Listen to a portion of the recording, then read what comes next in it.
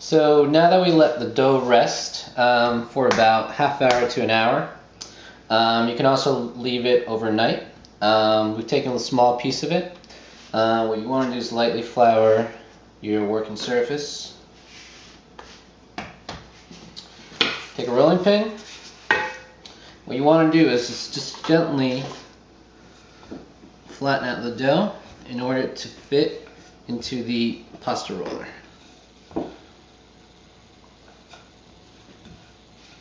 Just like that. We're going to set it on the thickest setting here. Make sure it's properly floured.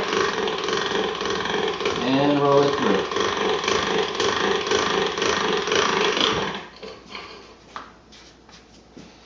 Slowly go through each setting in order to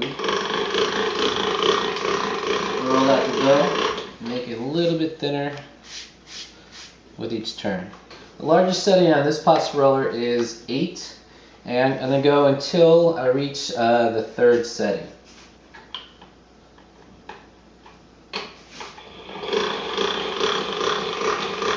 The 3rd setting should give me the thickness that I need.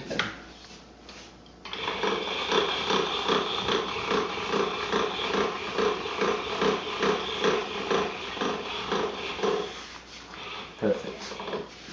So as you can see, it's not all that translucent, but enough to give the thickness of the ravioli a good size there. So what you want to do is, before you start putting the filling or pressing down on the dough, you want to make sure that, again, the bottom is nicely floured so nothing sticks. And now you're ready to add the filling. Just grab the filling out of the fridge. I kept it cold in order for it to be a little bit more stiffer. The filling here is the butternut squash that I steamed,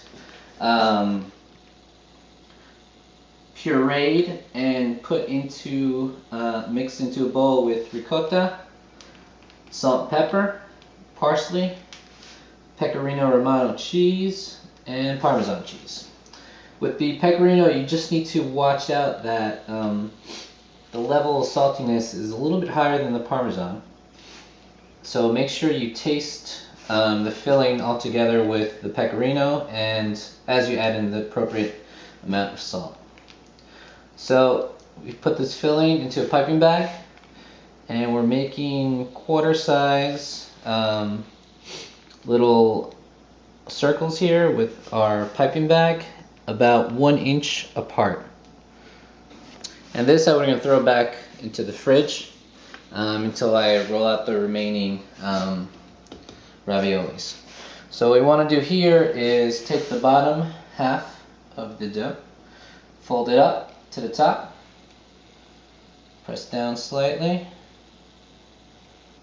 move down the line,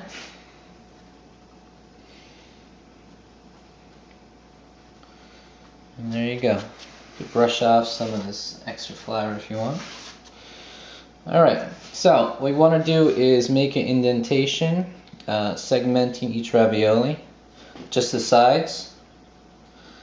Make them, squeezing out any of the air and making them a little bit plump so you can see them a little bit better before you start cutting them. Go back and take a 3rd finger and indent the top of the ravioli. Make sure that everything is pushed down nice and firm. And one trick that I actually use here is this long piece of wood. What I do is actually first line up the raviolis and take the top of this and line up with the top of the filling. Push down very firmly. And this gives a consistent seam to the top of ravioli. So we're ready to cut. So I'm going to use this again as a ruler. Make sure this is pushed down. Move up a little bit. Take my cutter line this up properly. This will help to give you a nice little guide down to the top of the raviolis so it's nice and straight. Remove the excess, and now you can start cutting each little ravioli.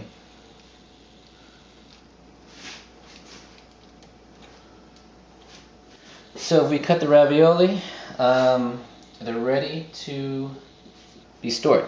So we've taken a shoebox top, lined it with some wax paper. I put some semolina flour. You can actually put cornmeal as well if you want. And this will help prevent any sticking of the raviolis to each other and also to the wax paper.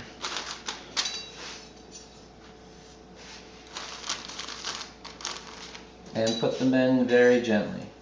Again, the flour that you've set on the back of each ravioli help to kind of move around and transfer the raviolis over to the shoebox top. And what I would do right now is actually put these in the freezer and basically get them ready for whenever you want to cook them.